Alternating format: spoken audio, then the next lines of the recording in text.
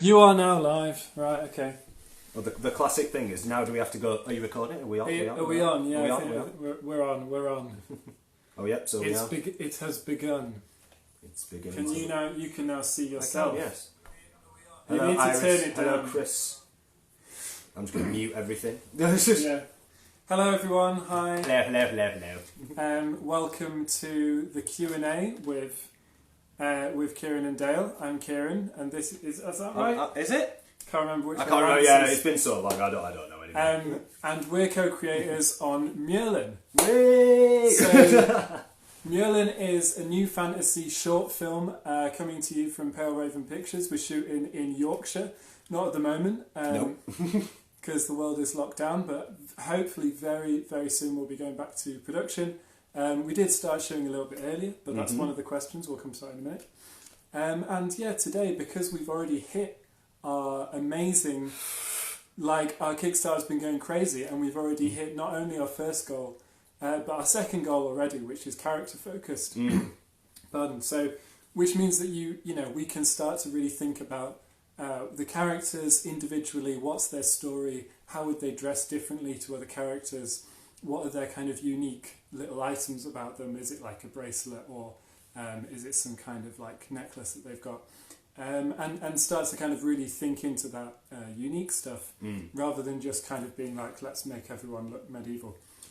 So we're at that point. Hello, people. Hello.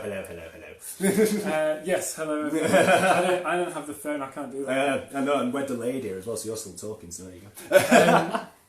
But yes, so yeah, that's the position that we're at the minute, and because we're at that point, we're doing this Q&A. That was the deal. So now you can go over to. Thank you. Whatever you would. Yeah, so obviously I just want to do this now. We'll get this out of the way, even though it's probably the most important thing. But just a massive thank you. Like, just generally, like when we started off with this project and we decided to pop it on Kickstarter, I think Cieran will vouch that we had no idea that it would get to this. I mean, we set the goal at £450 because that's what we thought we could get, and through the generosity of just everybody who's done, like whether it's the highest tier or the lowest tier, for us it really doesn't matter. Just the fact that people are seeing it, the fact that people are interested, the fact that it's got 7 of you. Ironically, 7 is a very important number to us. So we've got 8 of you now watching this. Like that for us already is amazing. And yeah, just thank you so much, because if it wouldn't be for you guys, then we wouldn't be able to make this. And that is the brutally honest truth. We would make it, but it would be lesser than what we wanted it to be. It wouldn't be what we scripted. It wouldn't be what we have spent all these years thinking about, and it wouldn't be what we wanted to make. And right now we can. I mean, if you check the Kickstarter now, we are so close to our third goal, which I think, was never expected in any shape or form. It's crazy. I mean, just so you know, I think we're on about 282% of our initial goal at the moment. Which is crazy. Yeah. I mean, that's mental. And then out of that, there's also the other things, like in the last week, we've been funding for a week now. We've hit the top spot in the most popular fantasy film on Kickstarter, the secondary spot on the most popular UK film on Kickstarter, and we even at one point were 9th for the most popular film in the world on Kickstarter at this point in time. So crazy, I know. And the other thing is, there are films on Kickstarter. Like I was like, oh yeah, there'll only be 20 of them. No, there is, and this is because, regardless of what people are putting in, it's still generating interest and clicks and links and whatever. And in this game, that's what it's all about. It's we all don't like to use the word exposure, but right now this is. Kickstarter has given us another audience that we didn't think. We thought we would gain from the audience we do by default on Instagram, Facebook and all that sort of stuff. But we didn't expect that we would gain more of a following simply through Kickstarter. It's actually completely blown us away. Oh, Chris has just put 1,258 raised right now. As of right now. Considering that our initial goal was £450, and we were planning to raise that over the next 3 weeks as well. So obviously it's going well. Anyway, so that's just a quick thing. Obviously, enough of us, because really you want to hear about the film. Yeah. And not about the boring stuff. So Dale, do you want to jump in on one of these questions? Because we've had a few sent to us from various places. Oh, yeah, now you've gone up on that. We've had a few sent to us from various places, but we've also, but we've also got a ones few written down and all that stuff. Any time throughout this you want to send us a question, just drop it in the chat. Yep. And I'll read it and hopefully not close the thing that I just did before. It's alright. We're trying to... The amount of tech right now is insane. Yeah, so we're doing alright. Anyway. Yeah, we'll get to the first question. So, Melanie Hopkins, long-time friend, we've worked with her on a number of projects, fantastic actress, Melanie Hopkins on Instagram, please do check her out. She is... How taxing did you find the research side of creating something that is not set in today? And how would you suggest to others how to do your research properly? Example, where and what kind of sources to look into. So, the big thing I can say on that is, I don't think it's necessarily a challenge of the fact that we wanted to set something that wasn't set today or in this world. I think it was simply a fact of we wanted to create a world. And, we wanted to go down the fantasy route simply because we love fantasy. I mean, we are, for want of a better term, we are complete nerds in that regard. It's like, I own swords, Cieran's got, there's a shield back there, there's a diorama of a castle over there. Just with the aesthetic as well. But nerds in a cool way. I think a nerd is cooler when they've got a real sword that's battle ready. Yeah. That can do a bit of damage. Exactly, but going down to the research side of something, I think there is no limit to the amount of sources you can research into. So, for example, when it comes to language and stuff like that, we tend to use a website called Vikings of Bjornstad. So that is set up by a kind of living history thing. If you don't know, me and Cieran spent a year being Viking reenactors as part of the research, and we looked into Vikings of Bjornstad when we originally wrote Blessed, and we wanted to add little things in there, and we wrote a sequel to that and added a lot more of the language into that. We use that to cross-reference it. They are living history reenactors. They want to keep things as historically accurate as possible. And that seems to be the best sort of directory for Old Norse that we've found. When it comes to research in general, I would say you are only going to do that research if you actually want to. If you there's no point in you going, I want to make this film about, I don't know, cooking curry or something like that. You want to make so that if you are interested and you are passionate in that specific thing, then you're going to want to make something on that, and you're going to want to research into things like that. If there's a recipe you want to cook, you research it. Same kind of basis as far as I'm concerned. If you want to go on that. Well, just to add to that is that beyond just researching, I think the biggest thing that is really telling in this is that we've gone and done this. So it's like in terms of the research of what it's like to fight in a kind of Dark Age medieval style is that we went and trained with the Viking Society to learn how to do that. And if it's a question of research about what kind of languages that you might have used if it's not English, and obviously we're creating a fantasy language, it's not real, but a lot of it is based on Old Norse because that is an example of an ancient language. So then we researched that with the Vikings of Bjornstad thing, tried to teach ourselves how to speak Old Norse, to try and get your mouth used to working on how would I say what kind, and also like what are like the ways in which you would say something is kind of, is it more poetic, is it referencing a certain thing like gods, or like, so in Myrlan we talk about the olds, which are like the old gods, kind of a similar sort of pantheon to what you would have in Norse mythology, but it's this idea that it's like more connected to the world rather than being like a kind of living saviour. If that makes sense. So, but yeah, I mean, it's about doing it, and it's about, and the reason that we do it is because we have this massive love for the content.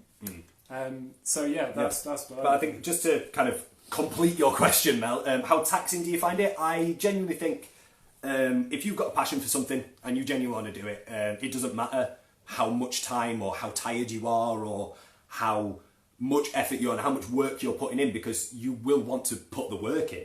It's like if you want to be a professional footballer, you know you have to become really good at football. So if we want to make a film that is based in this fantasy world and we need to research that in order to do it, then that's just something we have to do. And so, I mean, personally, I've never found it taxing in that respect. I think, but it's fun. I think you've got to love it. If you love it, then you will do that. And Mel, I know if you're watching this, then you love it because you put so much work into your roles. So yeah, it's just another level to add. And finding what that is. Chris has just mentioned, I love how much effort you guys have put into the fine detail. Thank you, Chris. Yeah, thank you, Chris. Thank you. Yes, we're doing that, and we're doing it for everyone, for all the actors, so that the actors who are playing a character in this can really feel like they're immersed. We're getting loads of questions on here, so I was just going to jump into a couple of them. Yep. Don't worry, if you have already sent in questions, we will get through them. Yeah, that's fine. We've got loads of time. So we've got a couple of cool ones. Firstly, Rurik, gotta love a Rurik. Rurik just asks, what is a Myrlan? Myrlan is the name of the kingdom in which the film is set. So Myrlan is the name of the land, and that kingdom is one of three different, because I was writing this the other day, is like the distinctions for it. But Myrlan is one of three territories in a larger landmass called Jatmar. And Jatmar is made up of these three territories. Myrlan is the most westmostly territory. And then in the centre you've got Skogr, which is a large, dense forested land. And then to the very east you've got Hagmir, which is mentioned in Myrlan, but we don't go there just yet. So yeah, Myrlan is the territory, it's the kingdom in which the film is set. Yeah, and to kind of lead on from that, actually. It does lead on. Yeah, there you go. Love a good segue. So James Sims, again, a very talented actor, has worked on many projects with us before. As well as Myrlan, will the film show any other lands? If not, will they be seen in later productions? So technically, yes. I'm not going to say what that is, because I kind of want you to kind of see that. But yes, technically, but not to the extent we are. Obviously, the film is called Myrlan, therefore Myrlan is going to be the standpoint that we use. But we do go into the forest. Yes, you're letting it do. Yeah, I think that's fair enough. We're not going to say whereabouts, but we do go into the forest in this film. But we don't go into Hagmir, and we don't explore elsewhere. But yes, there are other lands. Yes, and they have been. And to answer your, if not, will they be seen in later productions? Obviously, we said when we started this, obviously we would love to make other productions, but so far we are primarily focused on this, and we want to get this film out there. But for the answer to that, from the concepts that me and Cieran have come up with, absolutely. Absolutely. Without a shadow of a doubt, if we get to that point, we would like to do that. Just to build on from that, we've had a question from Hannah. These are in a completely random order. Just accept that. I am writing them down. Is on that is how many films, episodes, series, parts of this world do you currently have mapped out? Well, it's interesting because initially we wrote Blessed, which was a feature film that we've shot. We made like 4 or 5 years ago, and that was on a complete whim, and it was also a zero budget fantasy film, and that's where we started putting all these ideas down. And then as soon as we came out of that, we were like, oh, that was easy. Let's go and write a full. So it was quite a short film. It was just over an hour. I mean, we aimed for 45 minutes. It came out just shy of an hour. Yeah, but it worked out. It was still a feature film. But then we went, right, this was easy. Let's write a full feature film script, 126 page or whatever it is. I think it's more than that. And we went, let's write it without putting into context whether this is going to be filmable. Yeah, we wrote what we wanted to see, rather than set into a budget or anything like that. Which is how you should write, I think. Oh no! I wasn't originally. I wasn't. You didn't want to do that. I was like, no, let's write realistically and what we can achieve. But I've totally come round to that. Anyway, but that happened. But then obviously we couldn't film it. We didn't have that kind of budget. We didn't have that kind of following. And more than anything else, we didn't have that experience. We'd only made one film. So then, because of putting all that effort into that, we had written all these histories to try and sort of build up this, fantasy, this kind of fabled sequel that never happened. Yeah. And everything kept going into it, all this history and stuff. Dale, you wrote a short story that we were talking about, and then we wrote how many other short films? 5? I want 5 or 6. And these are all scripts. We've actually, and if they're watching, but that's a secret. No, we can't say it. Okay. Can't say it. All right, we're not going to say that. I know what you're going to say. Anyway, okay, fine. I've been told off by the director. It's fine. But we shot other short films. We wrote other short film scripts, and we have plans for that. And basically, that formed our bed of knowledge and history that we are now. That we're now going into. Yeah, I'm just going to dipping into this. Yeah, I'm just going to jump onto another question because I realise we've got quite a few to get through and I appreciate this. Like, this is not a negative thing, but Flo BA, who is our amazingly talented SFX artist. She's so talented. Honestly, like, check her out. So it's Flo FX Studios. If you want to go and check her out on Instagram, she's absolutely fantastic.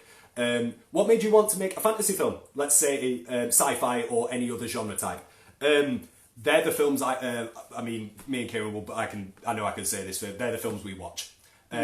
Anything fantasy and that kind of thing, even when that comes to independent short films on YouTube, we watch them because that's our favourite genre. So we said, when we first set out to make Blessed, we said we could have just made the classic 5-minute student horror film or anything like that, quick little drama thing, but we didn't want to do that. We wanted to make something that we enjoyed and the people surrounding us, and that's just going to be a quick segue for that. We are very lucky to have very supportive people around us, and generally just are interested in what we like to do, and what we like is fantasy. Like, for example, after this, we've got a D&D game to play, so it's like we are. There's no hiding it. Yeah, there's no point. Like, I mean, look at it. But the other thing is, and this is from a sort of director's point of view, and I mean, we both write as well, so we both completely collaborated writing Myrlan, and it has been the same for all the other projects in this world. But the other reason, and this is, the reason that I'm kind of really into it, is that with fantasy, you've got a vehicle where you can explore the rest of our sort of real worlds, the rest of our understanding, everything that we go through in our day-to-day life, politically is a big thing, or socially, or like these kind of like discriminations and distinctions between people and like their jobs and what they do and hierarchies and stuff like that. If you present that in a fantastical world, then you're actually you're able to kind of poke at it and like bring out stuff and make it more obvious and make it more like make it more of a conversation and a criticism even sometimes. And it's easier to consume. It's really like it's a genre. That's the thing. It's a genre film that people want to watch. Genre. That's the other thing. Yeah, exactly. And for any other genre types, I would. Obviously we're interested in a lot of different things, but I will say that any film that Pale Raven does tends to have a fantastical twist. So there's Alone, which was written and directed by Cieran, and obviously I starred in that. That was, again, one of those, we wanted a project, so Cieran decided he'd got this idea, these other ideas that Kieran's kind of expanded on from that, and we did that as kind of a way of sticking with the fantasy genre, but maybe taking it out of it, maybe more sci-fi, but I mean, ironically, it was about a pandemic. That's the hilarious thing about that. But that what that was talking about was like, what's it like to be the only person left alive? It was like an apocalypse thing. But that, I mean, so in a bit of a segue, not that we're trying to sort of push this other film that you can watch on YouTube. That was slick. But no, I think the point is really here that you can use it as a way to sort of really poignantly sort of prod at your theme and get really close into it. And the other thing is, there's a lot of reasons clearly, but the other thing is that from I would say that me and Dale are both quite early in writing, and we want to be able to write something that's got a point and it's got a good theme. And I think this is a really good place to start, is doing genre, because you can expand it a lot clearer. Yeah. And I think when you get into writing really complex dramas, you're kind of doing the same thing, but it's so much more subtle that I would say, for me, I'm not necessarily at the point where I'd want to go and explore the themes of like, political oppression in real life, because I don't know enough about it. That's exactly what the point I was going to make. Well, yeah. But that's a different thing. It's about history. Yeah. And I think really what I'm trying to sort of expand here is more like an ideology or a concept. Yeah. So Rurik has asked, what are the other themes other than fantasy that the film touches on? The film Myrlan is about freedom. That's how I would describe it. Is that it's about being able to find your personal concept of freedom and seeing if is that actually the same as someone else's, and does it differ? Why does it differ? Is it because of your status? Is it because of your sort of the way where you were born? Were you born with privilege or without, or have you had to work for it? And do you then see it as a different thing? Yeah. So I think also that's what I'd say. Is really which is a concept, which is a theme, but it is kind of political, but. I think that's why you go into fantasy. Anyway, I think if you want to jump down the kind of like what other themes it would talk. What's he done? But I'll get onto this. But I want to say what Lorian's talking about. We'll get to that in a minute. When it comes to what kind of genres it might also touch on, it's definitely a drama. We set out to write this. I feel like in a lot of fantasy things, the people, like normal everyday people, aren't touched on. And aren't really ever explored in depth to a certain. I mean, you'll see past. Oh, here is a peasant or whatever. It's like we were guilty of that in Blessed. We didn't really do.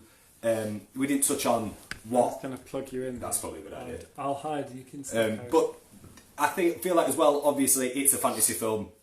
There's also action sequences. It would be stupid not to go down that route. It's definitely an action flick to a certain extent, but I feel like the main point we wanted to get across was this is a story about Myrlan and its people.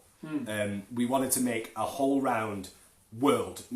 We say like we're making this film. For us, that we have said throughout all of this is we are creating a world. We're not necessarily creating a film, we are filming that world. We've spent years developing how Myrlan came to be, how this is all, how old things are, the kings before the current kings and things like that. It's figuring out all of that. We've gone through so much experience in tweaking and changing and coming up with different concepts, different ideas, different ways of looking at things, and we found that the most interesting thing was the people. We've got to go on because there's loads of stuff. So basically, Lorian, who is we're coming into it being a family, but Lorian, who is Flo's brother, and is an absolutely awesome stunt choreographer, which is what I'm saying about having this tribe that's around you. And also a sick guy, is asking dragons. Right. Are there dragons in Myrlan? This is an important point. They're not in Myrlan. There's no dragons in Myrlan. Whether you want to take that to be the concept of the place or the concept of this particular film, I'll leave that up to you. But all I'm going to say is, in a sort of elusive tone, there's no dragons in Myrlan. But completely unrelated note, if there's any visual effects artists who'd like to get in touch, that would be fantastic. Anyway. Right, so we've done dragons. He's asked like 3 times, but that's dragons. It's literally written with 3 explanations. We've got a really interesting one, which is I was just going to pick up quickly from Iris Moonstone. Hi, is Myrlan? So, who I happen to know is an archaeological linguistics. What do you call that course that she's doing? She's clever. Is a linguistics person.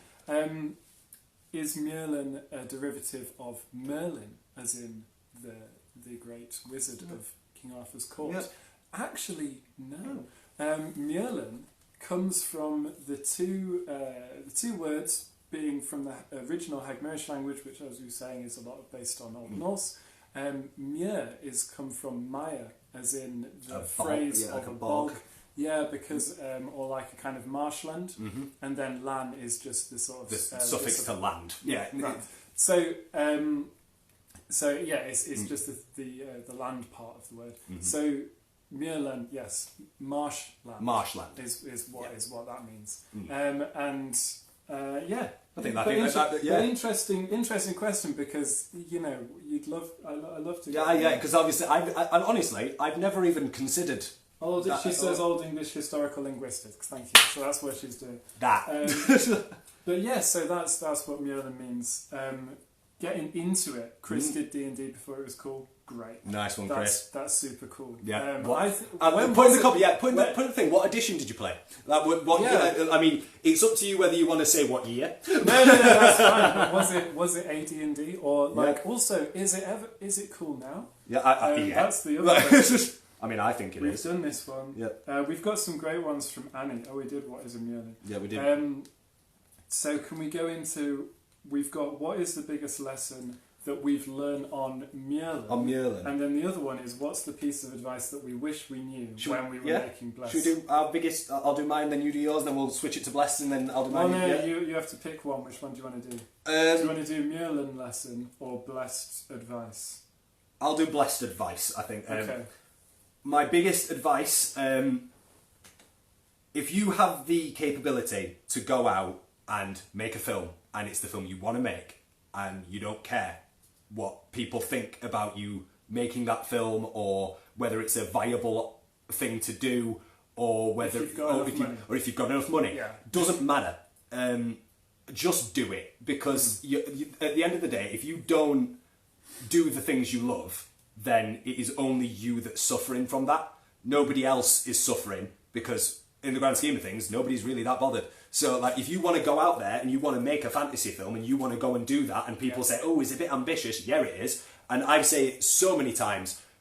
Yeah, we may have bitten off more than we can chew, but by God, did we swallow it? So it's like you have that's to. It. Yeah, and it's like, just to go out and do it. It doesn't matter if you feel like it's not going to turn out the best, or it might be visually not exactly what you had in your head, because obviously what you've got in your head is a $3 million budget. And what you want to make the film, But obviously, my best bit of advice: go out and just do it. If you want to do something, do it. Don't sit about and go, am I getting paid for this? Am I doing that? Am I doing this? I think the best thing you can do is just to do it, because you love doing it, and that should be your first and foremost reason for doing anything. Is because you love doing it, and that's it. Enough said. Yeah. What is the biggest lesson you've learned from Myrlan? I mean, so far. Obviously, we're going to learn a whole load more lessons in about 2 months when we start shooting it, or when we go back to production. Yeah. And it is going to be really intense, and it is going to be super crazy. But obviously, we can't talk about that now. So I think so far the biggest lesson that we've learned is that there's an audience for this film, and not just for this. I mean, for this genre, really. And there's a place for that. And there's people out there who want to see it, and that's not something that we expected. To this extent, we'd be getting the excitement and like the kind of push for it that we're having. So that's what we've learned so far. Is that it's not just us, it's not just our little film. It's something that a load of people want to watch, and we can't wait to make it really sick. Just a quick last thing on that. Just I genuinely think. I think it's really easy to say and then really hard to do, but I genuinely believe this, and it took me a while to kind of get on board with that. But the more effort you put in, the more you'll get out. That is one thing I can't help but say is, if you put the effort in and you put the time, the work, then you will get something back from it. Whether that is just learning something new or learning a new skill or anything like that, it's genuinely, like from this, I've had to learn so much about social media, because that's not something I've ever been massively on. I've had to talk to Cieran about how to do that and stuff like that, and you've done it again, haven't you? Can I have my phone back? Just what I was saying, like, oh yeah, he's so good at He's really good at social media, closes the thing down, right, okay. It's alright, I can still read everyone's comments. Anyway, we'll move on to another question that people have already said. Just to point out, people are saying AD&D circa 1984 or 1993. Yes, these are all valid options. Well done. AD&D is sick. Yeah. Unless you're playing a wizard, it's very, very hard. Play a barbarian, man, it's really... Tamarin, I hope I am pronouncing that correct. Are you still shooting, or is production wrapped? So obviously with current restrictions, we were shooting. We had two scenes blocked in, and we got those sorted, and we just had to stop with the current restrictions. We haven't wrapped yet, and we are kind of in the middle of like a weird limbo period at the minute. We are trying to pencil in dates, but obviously so far all we know is the 8th of March. So yeah, that's all we know. And obviously, just for anybody who's concerned, me and Cieran are in a support bubble and a working bubble. So just if anybody is aware of that, that's worth knowing, I suppose. But yeah, I mean, I'd say just as a point on that, because there is another question which is about when is this being filmed and has COVID impacted it? Yeah, of course, COVID's impacted massively all the film industry. But then it's also meant that we've started doing this Kickstarter campaign, we've promoted it, and we've been able to, make this, try and upscale the production and put all of our effort that we were spending into trying to film it into, doing all of this prep around it, basically, which has been awesome. But then, when we're trying to film, when it's being filmed is soon, hopefully, as soon as we can, and, spring, basically. I mean, we're sort of in the production where we're we're basically waiting on the government to go tick, and then we can get onto it. Yeah. And then has COVID impacted it? Yeah. But we want to keep making stuff. We don't want to just give up. I think that's the biggest thing. Is that it's so easy to just go, COVID's shit, and we're just going to have to spend a year sitting in my house, watching films. Which fair enough. I did watch a lot of films, but we're also making one. And I think anyone could be doing this. Is you just going to have find the thing that is motivating you. Yeah, and don't let the fact that the world has come to a stop you. I feel like there is so much you can do when you're at home, especially from any actors out there. It's just that there is still work. There's still people putting projects out there for you to look at. Do it. Send it to friends. Send it around, and just let people know that the industry is still going. Maybe not to the extent maybe people aren't on set right now. Maybe theatre productions aren't. I mean, for people involved in theatre as well. Wow, it's awful. But yes, it has impacted us.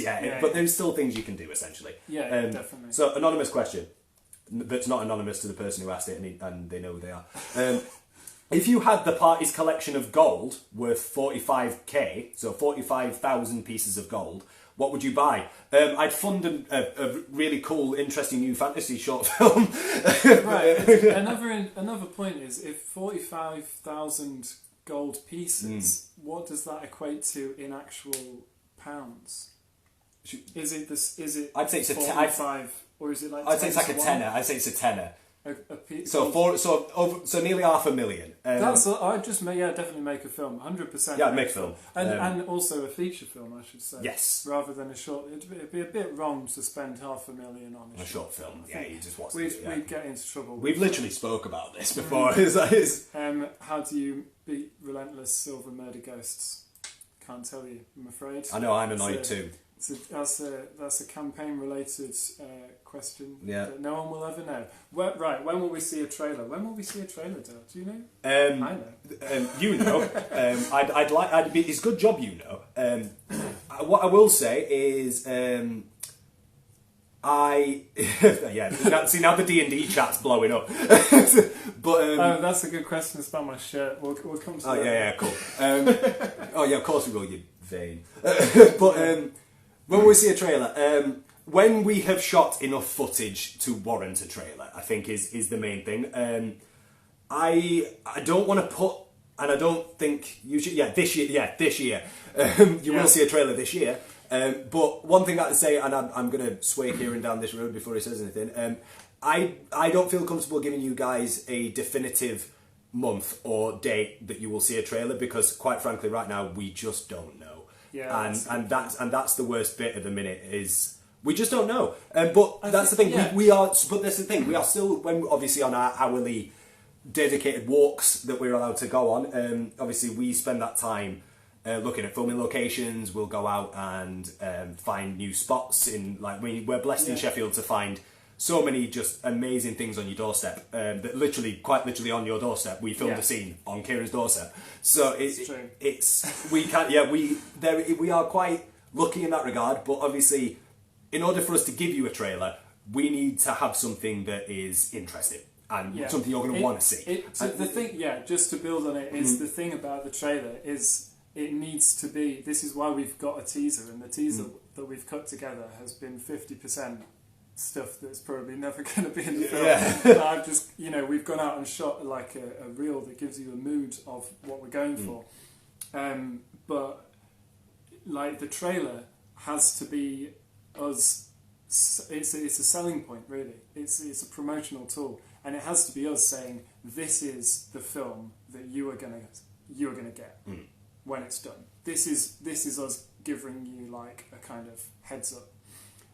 So we have to be happy with it, and at the moment, because we've not shot enough stuff, we can't say for certain. But yeah, I mean, I would say that sooner rather than later. Like when we get into the edit, it's like pretty high on the priorities because people need to know what we're up to. Exactly. Chris says filming can still continue. Worked on Cobra S2 and Ridley Road this year. Filming is technically still allowed, but what my standpoint on it is, we obviously with the type of film we are an ensemble film, which means the potential of some scenes to be upwards of 7-8 actors in one thing. We don't want to compromise safety of the actors in order to just film something. There's two points to it. The first point is that if you want to film completely COVID safe, or well, you can't film, but if you want to film completely to the point where you get everyone tested before the shoot, and then on the set essentially, and then you isolate them whilst they're shooting, and you make sure that there's no contact. There is a way to do it.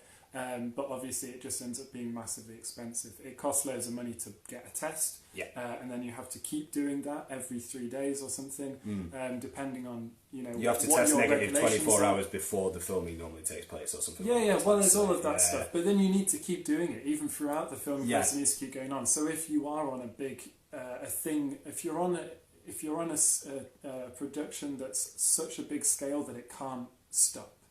Like you're on Corrie, you're on EastEnders, whatever. They went back to shooting pretty straight up because they can't not be shooting. And literally, Chris has literally just said had far too many COVID tests though. That's just how it is. Yeah. So this is the thing: is that yes, you can do it when you're in that situation. With our very, initially we had no budget. Now we've got a Kickstarter, but even then, that budget we don't want to put it towards,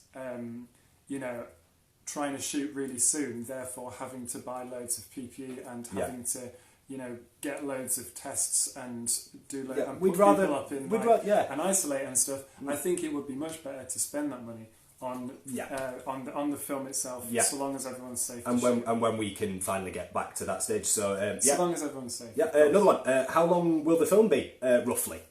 So we are aiming. We are aiming for 25 minutes. That's around because obviously we wanted to. This is obviously going to go on a festival run. So for a short film, that's about the top you can kind of get. But obviously, we want to make sure that in that 25 minutes, it's not 25 minutes of this 10 minutes was called. Like no, the entire 25 minutes. Every minute of that will have something that will pull your interest, and that's what we really want to stress that because obviously this is said in the Kickstarter video if you haven't already seen it. Obviously, Myrlan is a proof of concept. We want to pitch this as a series, so there is many other avenues we can go down. There is other stories we can tell, but for now, this one, 25 minutes. It also then to try and get anybody to sit down for any longer than that. Obviously now we've all got more time on our hands, but just to keep the interest of people, because we realise that even if you're totally into it, even if you're the ultimate Netflix binger, after sometimes after a fair few episodes, you go, I don't know if I can carry on now. We don't want to keep people. We don't want to dilute the interest. And I think it works. I think it works really well as being a short run content. Do you want to have a look through that? I'm just going to say as well, guys. If anybody, obviously I've done it now. If anybody has asked a question in the chat and we haven't answered it, would you mind resending it? Just because me and Cieran are crap at social media, clearly, and keep exiting the live feed on my phone. So and you might have missed it. But just as kind of. On that point, I think what we're really aiming to go for is short form content works for these stories because the stories are very kind of they're all happening really fast and they're all happening right now, and it gives you that kind of immediacy to watching half an hour. Whereas if we made something like a Game of Thrones type series, where it's like an hour, maybe more, per episode, and then there's like 10 of them in a series, obviously it would cost a lot of money. But then the other reason is that you've got this really slow kind of building, you know, kind of quite epic pace, and that's actually not what we're going for at all. We're trying to make it a very kind of intimate, close, snappy drama. Simon Mark said, "Who would win?" And I'm going to take that as who would win in a fight between me and Cieran. So, wait, who would? But what weapon would I? We are both at equal weaponry. Like, so a Okay. shield, and we'll do a shield and an axe. Okay. Standard. All right. So, just to give you a bit of context on this, Simon, We fought loads of times. And I'll tell you now. I don't know if anybody knows, but Kieran's like 6'5", so Cieran has a distinct reach advantage, but opens himself up a fair whack. Yeah. I think that's the problem, is that I'm quite bold with a kind of like axe swing. Yeah. And his shield, like, because you put your shield in your dominant hand, which is such a kind of punch with the shield. Yeah. I don't know. I mean, it kind of depends on the day, but realistically, the answer is probably Dale. Let's be fair. On each side, I'm just too much of a liability. Yeah. To be fair, I'll tell you now. Like a bugbear. Yes. What kind of axe though? Oh yeah, like in chess, Cieran. Yeah. It's like, who would win in chess without a shadow of a doubt. But also, if anybody's got like, if anybody wants to contact him and wants to get their ass whooped in chess, Rurik 7 is incredible. He is the chess master. Yeah. He is unbeaten. Who's the better axe thrower, Hannah? I think only you can judge that. I have thrown an axe. Yeah, you have thrown an axe recently. Yeah, I don't know. I think I would say we're probably about. Yeah, bit of level peg. Yeah, Hannah is better, clearly. Yeah, I mean she does it for a job. She wants so, a shout out. Yeah. I don't blame her. What kind of axe? I mean, I think it'd just be a bearded. Standard. Like a Type C. It's actually numbered axes. What is the one that I like when it comes down? A bearded axe. No, but there's a name for that particular. There is, yeah. There's probably someone who knows. Yeah, and there's so many different things. So only you can tell. So yeah, someone was asking. Well, lovely Missy was asking about my shirt. Where did I get my shirt from? Yeah, where did you get that shirt from? I got the shirt from Vulgar, which is a Get Thrifty. Yeah, local independent.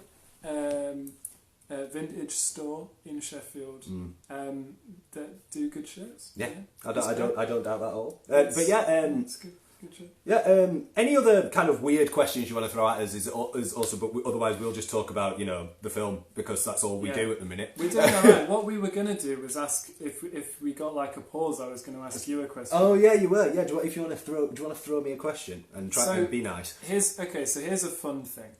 Right, is that Dale is in the film. Yeah. I'm not. It's definitely not a vanity thing. No, it's not. It's actually but not. You need to check these. Oh wait, there was something about soundtracks. Oh, we'll do that. Have you thought about soundtracks? And we'll get to that. Yeah. Oh, that's a good one. Yeah.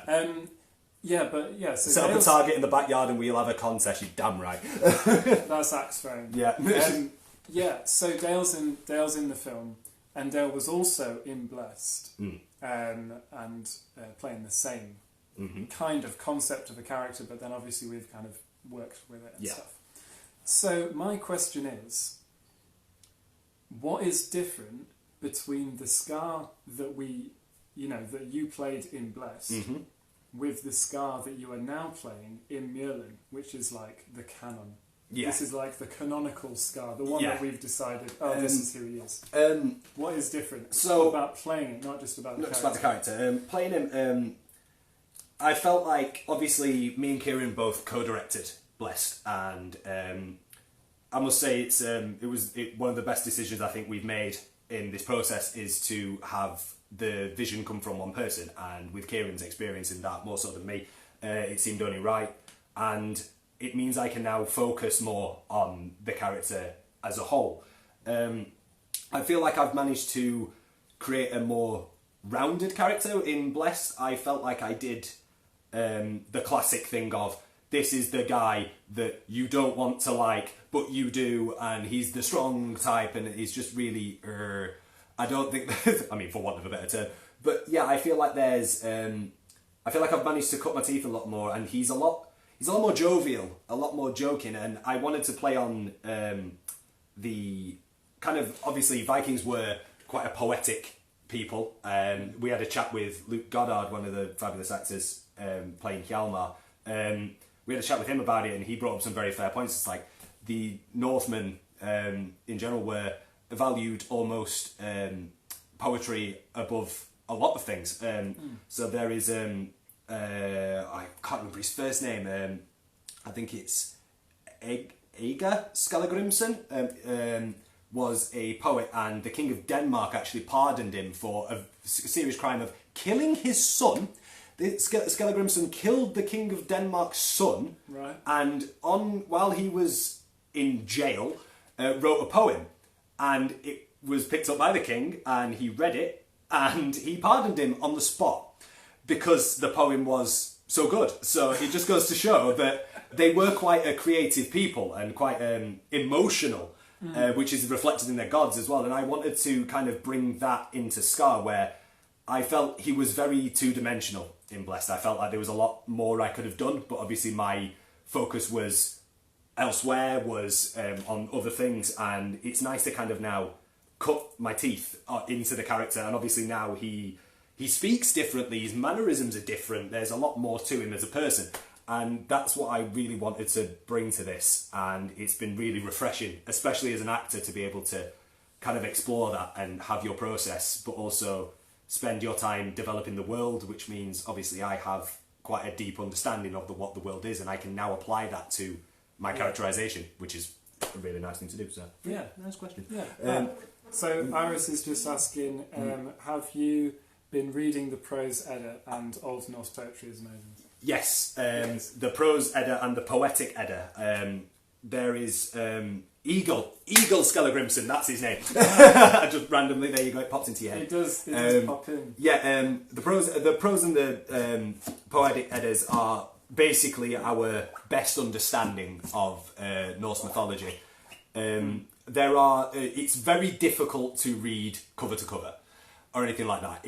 I found it a lot easier to kind of educate yourself in a sense of get an idea from maybe a video or a podcast or something like that, or somebody talking about their experience with it and how you can best fit your way of reading it, because it is a difficult read. If you're not a massive reader, if you're not one of those people who read Lord of the Rings when you were 10, then it's a really difficult thing to get into. Which, Iris, who's asked, is definitely one of those people. Yes. So, hey, fair enough. Everyone's going to have their way of... there are so many amazing references. Neil Gaiman's Norse mythology is probably one of the things that I could suggest you get into as quickly as possible. There is also Grimfrost. If you follow them on YouTube, they do amazing stuff. They've just recently started releasing documentaries with a guy who is he's wrote. But this is what I mean. I wish I'd got more information for you, but he wrote a book about Seda, which is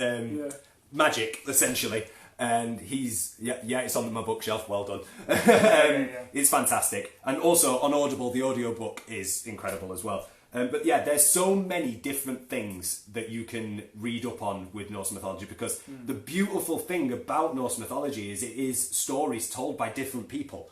You can have one person write about Odin and get a totally different thing about the next person who writes about Odin. That's the point of the gods, was they spoke to different people in different ways, and that's what they do. And so everybody has their own different interpretation. But I can talk about this forever. So we just got a cool one. We got it actually right at the start, and then I forgot to ask it, which was, have you thought much about soundtrack? Yes. So we have an amazing composer, which is Helen Lyon. She's working with us and has already been working with us from the start. So any of the music you've been hearing is Helen's work. What we've put on, on the trailers or on our kind of stories and whatever. It's either music that Helen's composed for the film, or it's just like sort of soundscapes that she's sent us of like ideas. and that's a thing that I love that we're able to do in this project, is that we've been able to be working with a composer from the beginning and be able to sort of send her like our world pack and it's like a lookbook of like the world, a bit of history, which we more than likely will release at some point as well. So it's like just a little bits of tidbit of information and stuff like that. Maybe, it might happen. But yeah, it's like it's being able to kind of get someone in and let them start to find their own feet in your world and be like, how can they, what part of it are they going to build on? And then it becomes this big collaborative effort. Where as soon as I start hearing that, when I first got the trailer, I don't mind saying maybe she's looking or whatever, but I was like, Dale, you've got to hear this. Yeah, immediately. And we both just sat down and listened to this, the music for the trailer, and we were like, yep. That's it. I'm in Myrlan. That's it. Yep. And it's sometimes I think stuff is like, I don't know, some people kind of really pick up on some what's the word I'm looking for? I can't help it there, sunshine. It's like it's stimuli. Yeah, stimuli. Yeah, there you go.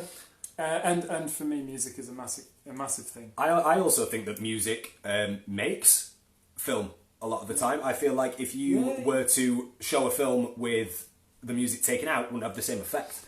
And obviously, with somebody composing, like Helen is composing for the film, as in we will edit the film and have a picture lock on the film and then send it off to Helen, who will then compose to the film. So the music is not, we've not been given some music and we're going to make the film and then put that on top. It's literally, Helen is literally going to compose the entirety of it. That's the thing about working with a composer, rather than, for example, using like a library of music, which a lot of kind of small films would do, or use royalty-free music, which is fine. And I think that we did that in place. Yeah, we did that. Yeah, good old Kevin MacLeod. And a great load of music it was. But I think eventually, when you can step up your game to that point, the composer can be someone that is also starting out.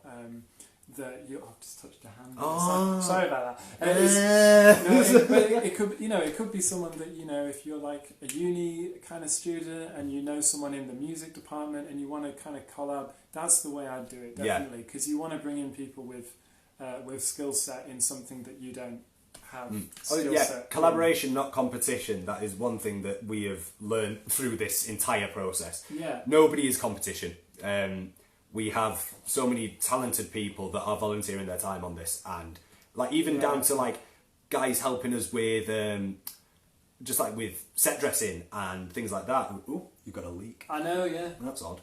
That should have just dropped on my hand. There you go. It's weird. It comes out the woodwork. Yeah, coming out the woodwork. Hey. But it's a big collaborative production. Oh, massively so. And just Old Norse poetry is amazing. Yes, it absolutely is. Old Norse poetry is amazing because to go on what the Vikings were, even though the term Vikings was never technically historically used, but we'll get to that. But I mean, Odin is the god of poetry, the Allfather, the top dog, is the god of poetry. So and of many other things, god of knowledge and all that sort of stuff. Because one very big misconception about the Norse gods is Thor is the god of thunder. No, they inhabited many different forms and they would inhabit different things. Loki is the trickster god, not necessarily. Anyway, I don't want to confuse people and make them think that this is a film about the Vikings. It's not, it's absolutely not. It's not a historical film at all. Tease on, nice one, Si. Enjoy your tea, mate. It's not a historical film. It's just drawn on that passion and excitement that we get from the Norse pantheon of gods. Yeah, Odin, the top dog. And a bunch of other stuff. Greek. There's so many Greek Native American influences. There's loads. If you could have a superpower. Oh, this was Simon's. He's just gone. Oh well. Yeah. If you could have a superpower. What about if Scar could have a superpower then? Because that's a bit more relevant. If Scar could have a superpower, what would Scar's superpower be? Scar is the character, just to fill anyone in who's just joined. Scar is a character that Dale is portraying in the film. What's he like? He's a bit of a warrior kind of type, bit of a rebel. Yeah. Honestly, sounds so daft. The way that is exactly, he's a bit of a lad. That's probably the best way to describe it. In that genre of time. But if Scar had a superpower, probably the ability to of some kind of like diplomatic. Like, not necessarily a warrior. What's a diplomatic? So in order like a silver tongue. A silver tongue, or to get people to listen. So if you've seen Umbrella Academy, Alison, I heard a rumour that the moment something happens, I feel like that would be a thing for Scar because, for example, I feel like Scar believes that as a warrior, your gifts are not given, they are earned and trained in. In order to be a great warrior, you have to put the work in. But with your tongue and how you talk to people, I feel like that can be taken so many different ways. So I think Scar would want to be able to, if he needs somebody to shut up and listen, he can get somebody to shut up and listen, essentially. Just say, Alex, sound, yes, collaboration is top. And he's a bit of a lad. Bit of a lad. I mean, that kind of gives it a bit more of a... no, there's a way of putting it. I think he is. Yeah. But hey, also, your research passion is putting my dissertation to shame. Yeah, it is. No offence, I'm sure your dissertation's great. Yeah, I'm sure it is. I mean, but obviously, it's a lot more interesting to research into something like this that's so fantastical and up there and is exciting. Then obviously, but if again, like I said, if you're passionate about it, then boom, you'll do it. So yeah, it's not putting your dissertation to shame. It's doing your dissertation will be what your dissertation will be, and it's. And we got. I'm sure it will be great. We got a hi from Isla as well, and best of luck with the project. So much, thank you. Thank you so much. And we are just so excited for it. In truth, especially in terms of battles and fighting for your people, sounds like an interesting character.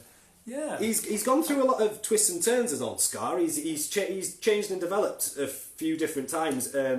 We said in Blessed it was quite difficult because. Scar in Blessed, if you haven't seen it, which I will say, if you want to get the most out of Myrlan, don't watch it because there is some things in there that we've obviously kept some of the story. So yeah, if you don't want to get Myrlan spoiled, maybe don't watch it. But maybe he's different. But he's totally different, and he's gone through so many different changes, so many different ideas. Because at the start in Blessed, he was the audience, essentially. He was the straight guy, the one the audience sees everything through. Because he's finding out all these things as the audience is. So, obviously, not to give anything away, but it becomes the point of view. That And it's now, it's quite nice that we don't have that anymore. We don't have the audience as a character. Normally, in a lot of different things, you do find that characters tend to replicate the audience. You will have one person who is the audience's eyes throughout the entire film. Obviously, The Matrix, you've got Neo, he is the eyes of the audience. Whereas now we've decided to go against that. We are going more, it's ensemble focused, so the audience is the audience, and you take from Myrlan what you take from it. It's everyone, and also the thing that we kind of want to kind of go down is that you can have plenty of different interpretations of that. You can walk many paths. You know? That's an idea. And sympathise with so many different characters. To go into. Right, so we just have a little break as well. I think we're pretty much getting to the end. But do you want to do one last one where you get to ask me? Yes, I think we should. What do you want to say about Myrlan? I think it's more. What would you say, obviously from a director's standpoint, what would you say that, without obviously giving too much away, what is your vision for the film? How do you see the film? Wow. That's a broad question, isn't it? Yep. How do I see it? It's kind of... because I kind of talked about this before. I think it's kind of intimate. I think it's like, it's about, because it's about people. It's about everyone's stories, or all the people's stories that are in Myrlan. And like how they intertwine. But it's kind of from that that intimacy that you get to find out about these stories. It's about like in the conversation I think I can probably broadly say that there's a conversation in a tavern where there's some secrets being passed around, and you get invited into that conversation. So it has to have that feeling that you're kind of on the inside a little bit. But then at another point, you're at another kind of conversation where you're hearing stuff and you're going, oh my God, if those guys that I've just seen in the scene before knew what was happening in this scene, mind blown. And then, but you're also involved in that conversation as well. So I think it's got that kind of like it's got this intimacy and it's got this kind of personable sort of feel to it, but it's also kind of got this, I want it to kind of play on you, on your sort of imagining of like how things might tie together, and like I think the films that I love really are films that make you think like, oh wait, that's connected to that thing that I saw there, and then this is and that's that. I bet that's that guy from I bet it, and it is. Oh, it is, and like I want it to be like that. I want it to be almost like a game that you're trying to, you're trying to guess it, and then you just about get it, and you're like, oh yeah, brilliant. Yeah. So that's what it is to me. It's like, the style of it. Yeah, it's this close-in thing.